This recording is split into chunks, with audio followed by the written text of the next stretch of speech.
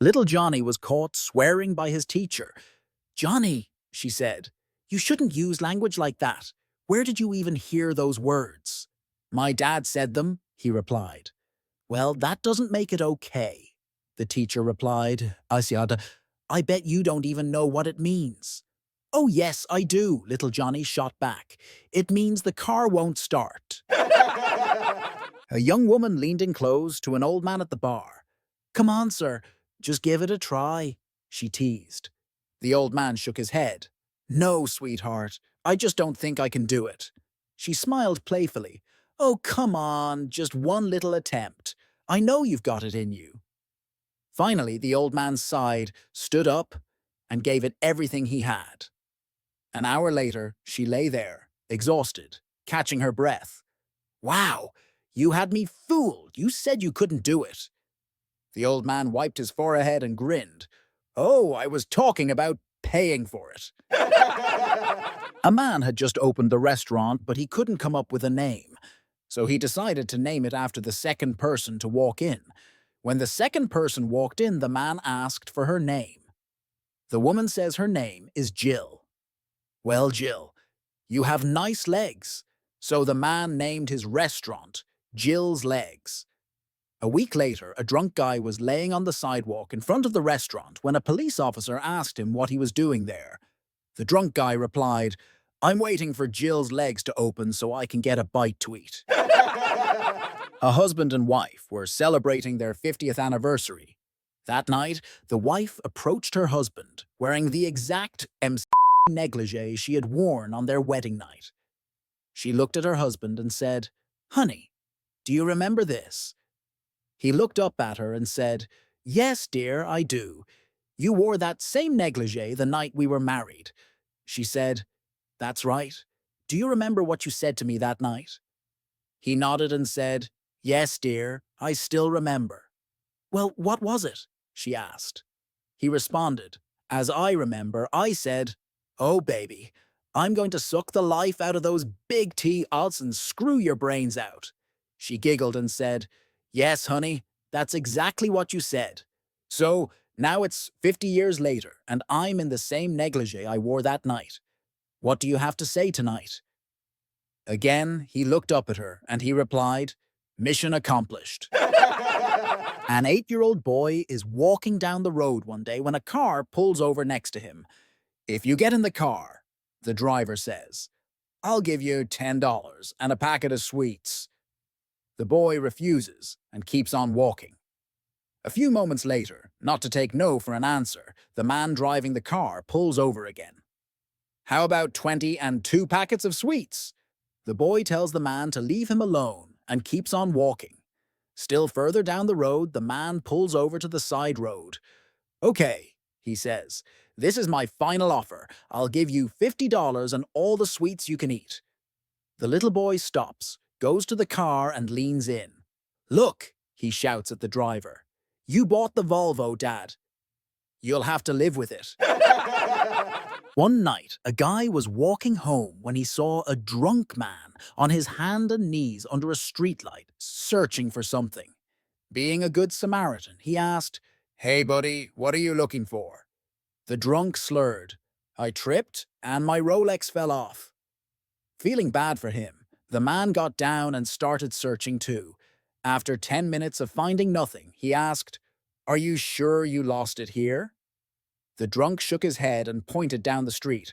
"Oh no, I tripped way over there." Confused, the man asked, "Then why are we looking here?"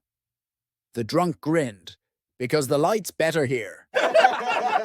An old man was a witness in a burglary case. The defense lawyer asked Sam, "Did you see my client commit this burglary?" "Yes," said Sam. "I saw him plainly take the goods." The lawyer asked Sam again, "Sam, this happened at night. Are you sure you saw my client commit this crime?" "Yes," says Sam. "I saw him do it." Then the lawyer asked Sam, "Sam, listen, you are an 80-year-old, and your eyesight is probably bad. Just how far can you see at night?" Sam says, "I can see the moon. How far is that?" I invited my boss and her husband over for dinner, and while we were eating, she asked my son, little Johnny, what he learned about in school that day. I said that we usually play a four clues game where we have to guess, and she thought that would be fun. So Johnny gave his first clue. It's kind of round and covered with hair. That didn't narrow it down much, so he went to his second clue. It can be full of liquid that you can access through a crack. Nobody had an idea yet, though knowing Johnny, I was starting to get anxious. He gave his third clue. When Mommy and Daddy were unpacking and changing from a day at the beach, I peeked into their room and saw that Mommy had one and Daddy didn't. Still no guesses from anyone, but I was starting to panic. Johnny gave his final clue. It contains the letters N, U, C, and T. My wife saved my career when she quickly blurted out, "Coconut!" Two billionaire friends meet. After a casual conversation, one of them finally asks, "So, how's your home life?" The other answers, "Couldn't be better. I bought an elephant." The other guy looks at him astonished. "An elephant? Have you gone mad?"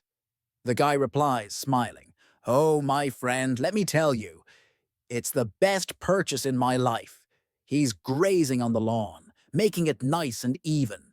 Kids love him. Always riding his back and sliding down his trunk keeps them outside instead of in front of the screen all day. My wife loves him too. He's super strong, helps her with moving things around when I'm not home. And let me tell you, the best thing is, it's kind and smart. The best pet I've ever had." The other billionaire scratches his chin. "Yeah, that sounds kind of amazing, actually. How much did you pay for him?" The guy replies, $1 million, worth every penny. It's a steal at this price." The other billionaire says, "Sell him to me for 2 million?" The first billionaire, "No, what are you saying? Sell him. He's like family." 3 million. "I don't know, my dear. You really can't put a price on this kind of friendship and usefulness." "All right, 5 million. 5 million? Well, all right, my man. I'll sell him to you, but only because we're bosom buddies." In a few weeks, the two billionaires meet up again. The guy who bought the elephant is angry. As soon as he sees the other guy, he starts yelling, "What did you sell to me?" Not only does he not graze the lawn, he completely destroyed all my greenery and trees. There's elephant dung everywhere. It smells even inside the house. And what was that about kids? They are terrified of the thing. It is aggressive and massive and scary. I cannot sleep because he trumpets all the time. My wife has been having nightmares, and now I won't hear the end of her bickering until I die. It's awful, the worst purchase in my life. The other billionaire shakes his head at him and says, "Well, my friend, I don't know what to say. You'll never sell an elephant with that attitude." A husband and wife were having dinner at a fine restaurant when an absolutely stunning young woman comes over to their table, gives the husband a big kiss, tells him she'll see him later, and walks away. His wife glares at him and says, "Who was that?" "Oh," replies the husband, "that was my mistress." The wife says, "That's it, I want a divorce." "I understand," replies her husband, "but remember, if you get a divorce, there will be no more shopping trips to Paris, no wintering in the Caribbean, no Lexus in the garage, and no more country club. But the decision is yours." Just then, the wife notices a mutual friend entering the restaurant with a gorgeous woman on his arm. "Who's that woman with Jim?" she asks. "That's his mistress," replies her husband. "Oh," says the wife, "ours is prettier." A redneck family found themselves in a big city for the very first time. As they wandered through a bustling mall, the father and son marveled at their surroundings while the wife explored the shops. Their eyes widened in wonder at almost everything they encountered, but nothing captured their attention quite like two shiny silver doors that slid apart and back together again. Curious, the boy turned to his dad and asked, "Pa, What's that?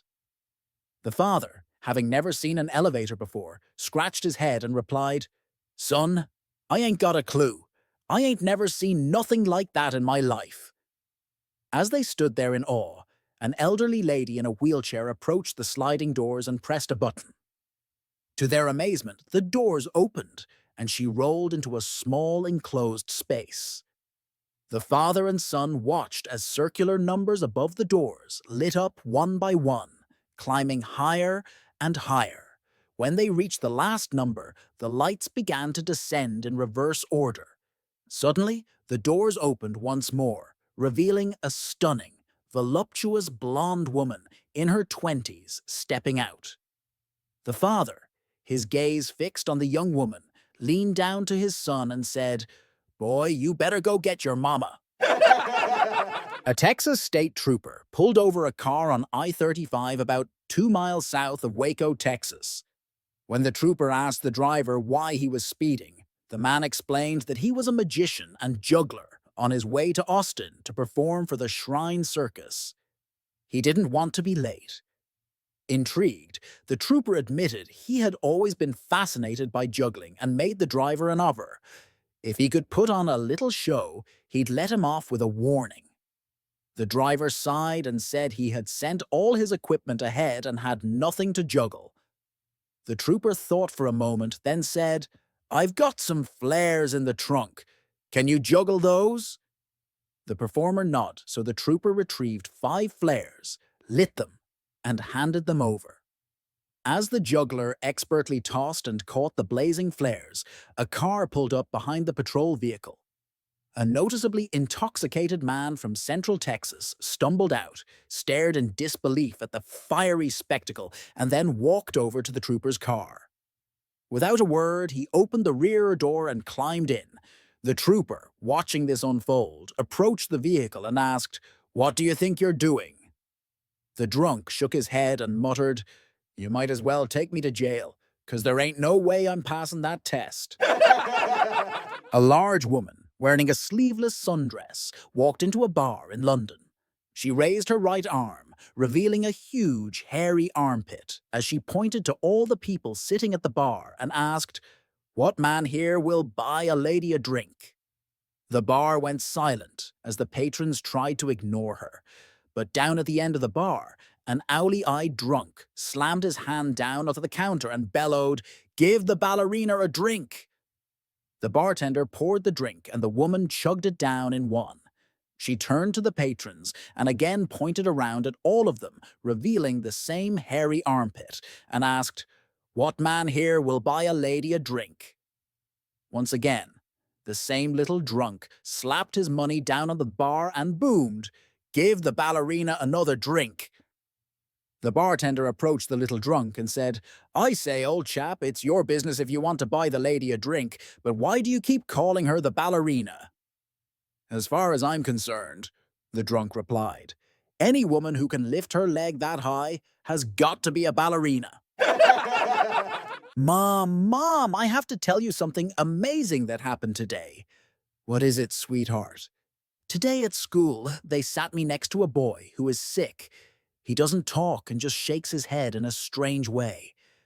No one wants to talk to him. Some kids laugh at him, and others are even afraid of him.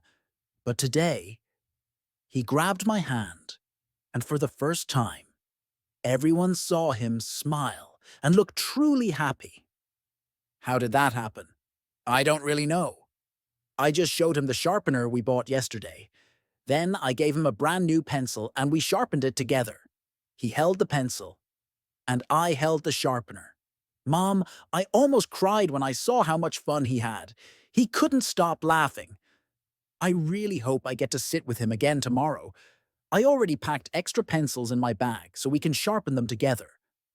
We raise our children through our actions. Empathy, kindness, and respect.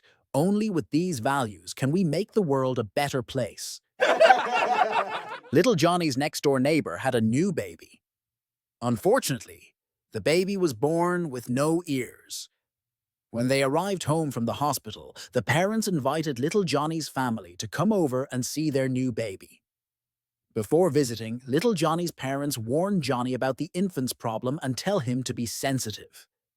At the neighbor's home, little Johnny leaned over the crib and touched the baby's hand.